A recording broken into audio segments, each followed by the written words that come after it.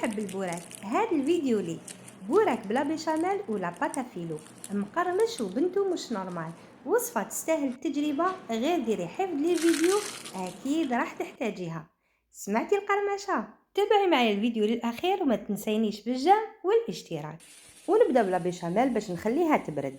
عندي 70 غرام زبدة راح ندوبها. كي يدوب لي كامل نضيف لها 3 مغارف بومبي من الفارينة نكون غربلتها من قبل، ولازم يكونوا بومبي هكذا معمرين باسكو راح نتحصل على اون بات. هاد البات نديرها حشوه وغير نحط الفارينه نقعد نحرك فيها بالخف بالفوي حتى تدخل كامل هذيك الزبده في الفارينه. وبين ما راني نحرك فيها هكذا سخنت كاس ونص من الحليب، والان راني نضيفه من فوق مباشره. شوفوا سخانه كيفاش طلعت في الكاميرا.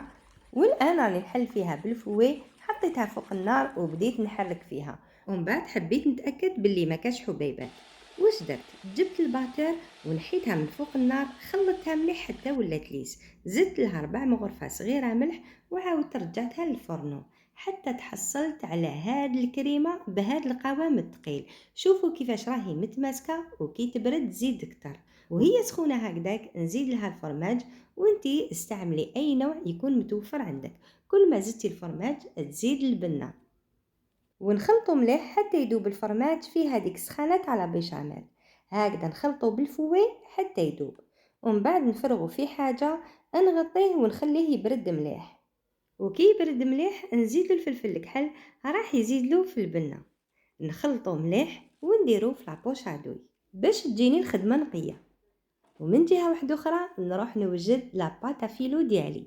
انا شريت هذا النوع وكان ممتاز، راح نحلها معاكم وتشوفوا كيفاش تجي هكذا طويله الله يبارك. وراح نوري لكم الطريقه اللي خدمت فيها البوراك ديالي. نحلها كامل، بصح ما نستعملهاش كامل، نستعمل واقيلا النص ديالها. شوفوا كيفاش تجي مورقه. راح نخدم بهذا النص ونخبي الاخر في الفريجيدير. ما تخليوهاش كامل محلوله باسكو تنشف لكم، خدموا بشويه وغطيوا هذاك النص اللي ما تخدموش به. وراح ندهن الورقه الاولى بالزبده الدايبه البارده، ندهن كامل الجوانب ونبدا نحط لا بيشاميل. وهاد لا بيشاميل تقدروا ديروا لها اضافات واحد اخرين من عندكم كيما حبيتوا. تقدروا ديروا لها طون، لا فيونداشي، بولي اشي، زيتون، كيما حبيتوا.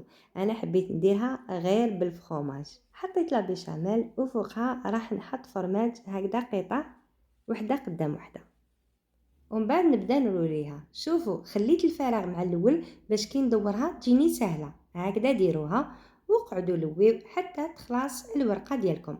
قد ما لويتو قد ما تجي مقرمشه اكثر. راح نحطها في السنيوه اللي حطيت لها بابي كويسون. لازم ديروا بابي كويسون خاطرش هاد لاباطا فيلو الطيب تمتم. راني كملت كامل الحبات بنفس الطريقه. دوك راح ندهنهم بالزبده دايبه كامل من الفوق باش يخرجوا لي حموره. شفتوا طريقه شحال سهله؟ هذه كي تكوني حاصله في رمضان تقدري توجديها في اخر دقيقه وتحطيها وتحمر لك وجهك. ما تنسايش جوزي لها كامل بالزبده لانه الزبده هي اللي راح تحمرها. والطياب ديالها سهل، يعني 160 درجه لمده 10 دقائق. الا عندك فونتيلي ديري فونتيلي على خطره، ولا ما كاش طيبيها من تحت ومن بعد شعلي لها من الفوق. راح نقطعها معكم. اسمعوا القرمشه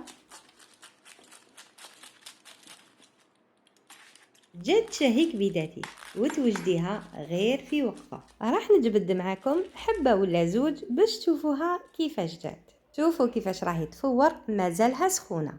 الآن راح نحطها في صحن التقديم.